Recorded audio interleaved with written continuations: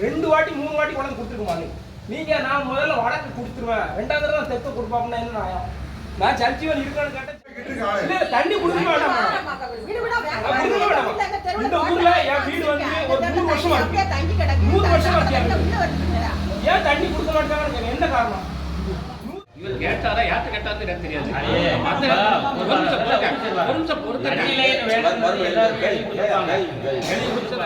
ஊரை மேம்பாடு செய்தல், அனைத்து கிராம அண்ணா திருப்பாசன குளங்கள் மற்றும் ஏரிகள் புதுப்பித்தல். திருப்பாசன குளங்கள் மற்றும் ஏரிகள் புதுப்பித்தல்.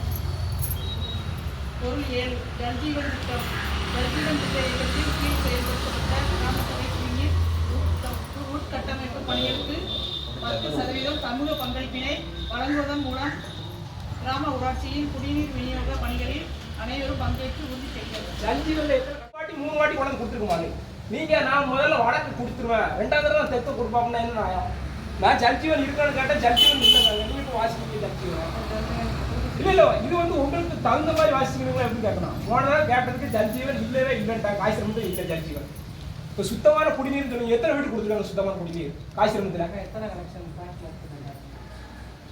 நீங்க இல்ல மேடம், ஒரு மனிதனோட உரிமை வந்து தண்ணி, கரண்ட், ரோடு இதெல்லாம் பஞ்சாயத்து செஞ்சு கொடுக்கணும் கட்டாயம்.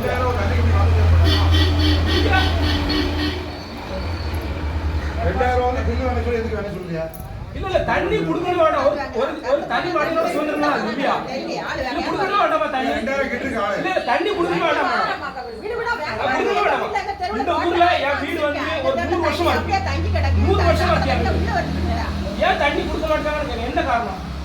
100 வருஷமா இருக்கு இந்த ஊர்ல வீடு.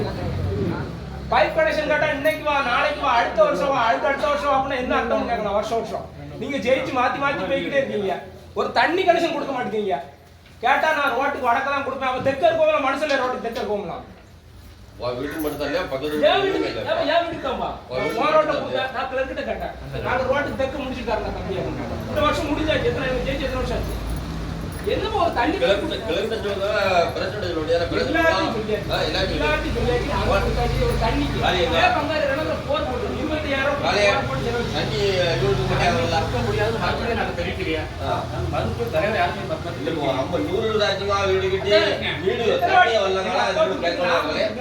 அதாவது நாங்க வந்து கரெக்டா 4 வருஷம் தான் ஆச்சு. கரெக்டா நீங்க 100 வருஷம் கணக்குற எங்க சொல்ல வேண்டாம். 6 வருஷம் நாங்க யாருக்குமே தண்ணி கரெக்ஷன் இல்லைன்னு இந்த வார்த்தை வந்து நாங்க யாருக்குமே தெரியும். நீ எப்போ கொடுப்பேன்னு கேட்கலாம். எல்லாருக்குமே நாங்க கொடுத்துட்டு தான் இருக்கோம். ஆனா நீங்க எப்போ கோரிக்கை வச்சுட்டு எனக்கு யாருமே அந்த மாதிரி 8 ரூபாய் விட்டுருங்க. அதுவா நான் கொடுத்து 8 ரூபாய் கேட்கலாம். 8 ரூபாய் ஒண்ணு இல்ல நாளைக்கு பணத்தை கட்டி நாளைக்கே லைன் கொடுத்துடுவோம். நாங்க யாருக்கு லைன் ஜல்ஜீவன் திட்டத்தை பேசிக்கிட்டு இருக்கு போங்க. ஜல்ஜீவன் திட்டம் கிடையாது. இன்னும் இப்போதான் வாசிக்கிட்டு இருக்கு. அண்ணா நோட்டை பாருங்க. நீங்க நோட் எடுத்து பாருங்க. வாசிச்சா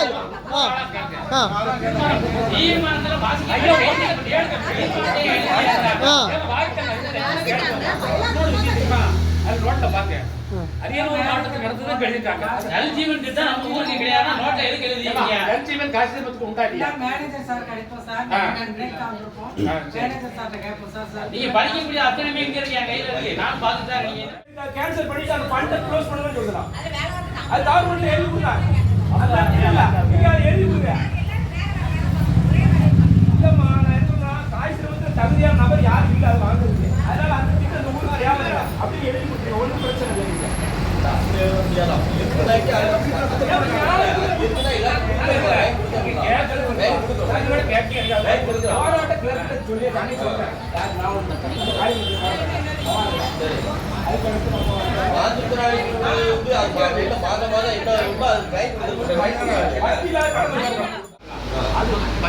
பஞ்சாயத்து போடுறாங்க.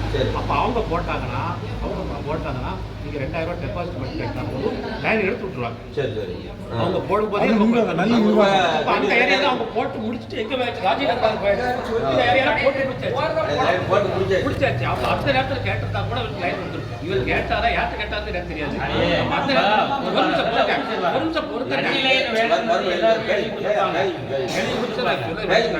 இந்த ஏரியா போடும்போது தெற்கு என் வீட்டு வரைக்கும் லைன் போட்டிருக்கு. அப்போ அந்த லைனோட அவங்க போடும்போது வந்தா நமக்கு வந்து டெபாசிட் மட்டும் கட்டினா போதும், செலவு நமக்கு கிடையாது. இப்போ இப்போ வருது தண்ணியில் நம்ம கொடுத்துருவோம் டெபாசிட் கட்டும். ஆனால் இழுக்கிற செலவு அவர் செலவாங்க. அது எவ்வளோ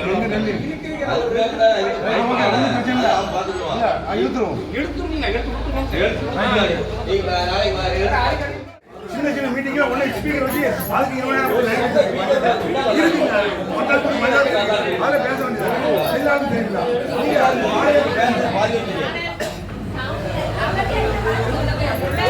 பைக் ஒண்ணு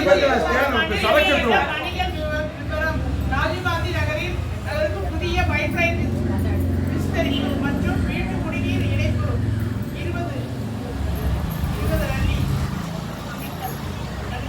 ராஜீவ்காந்தி நகர் பிச்சிமணி வீட்டு முதல் காளிமுத்து வீடு வரை வாழ்நாள் மற்றும் சிறுபாலம் அமைத்தல். பஸ் ஸ்டாப் முதல் திருமண மண்டபம் வரை வாழ்நாள் அமைத்தல். பிச்சிமணி கோவில் முதல் தங்கம்மன் கோவில் வரை வாழ்நாள் அமைத்தல்.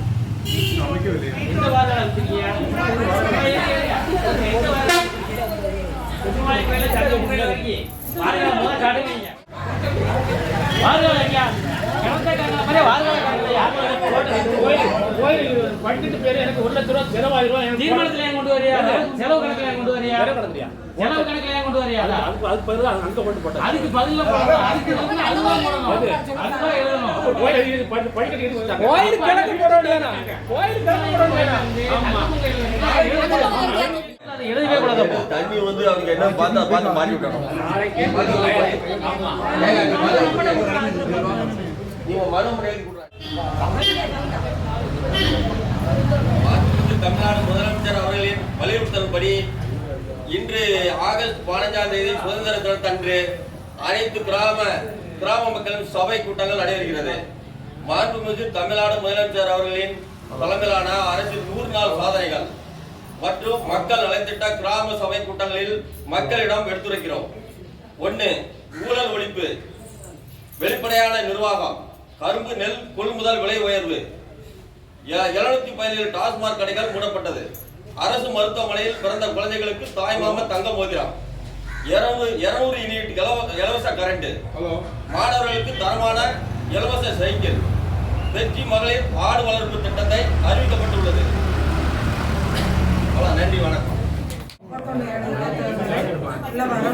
வரவுகள் வீட்டு வரி 17,760, மூட வரி 1,780, மேல் வரி 28, மேற்கூரை வரி 54,23, குடிநீர் கட்டணம் 92,000, கட்டிட வரைபட அனுமதி கட்டணம் 30,464, தொழில் உரிமை கட்டணம் 1,100, மாநில நிலத்தில் 40,89,65, அடுத்து ஜிஎஸ்டி வரி 960, வரவு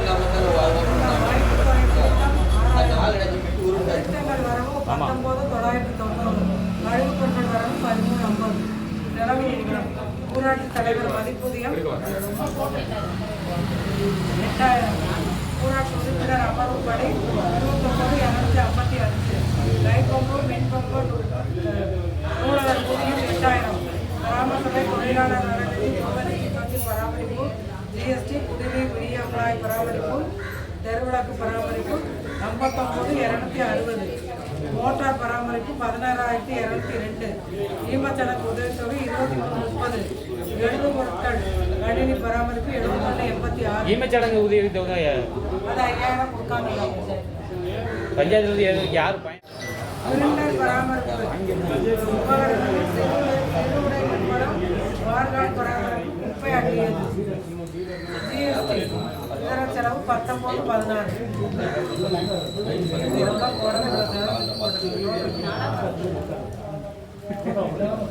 ஊராட்சிக்கு வந்த மொத்த நிதி எவ்வளவு? இப்போ இருப்பு எவ்வளவு? நிதி மொத்த நிதி வந்து மாநில நிதிக்குழு மானியம் வந்து 4,89,061. 4,89,061. செலவு டோட்டல் போடல. செலவு இல்லாம இதுக்கு முன்னாடி உள்ள வரைக்கும் டோட்டல் போட்டுருக்கணும்.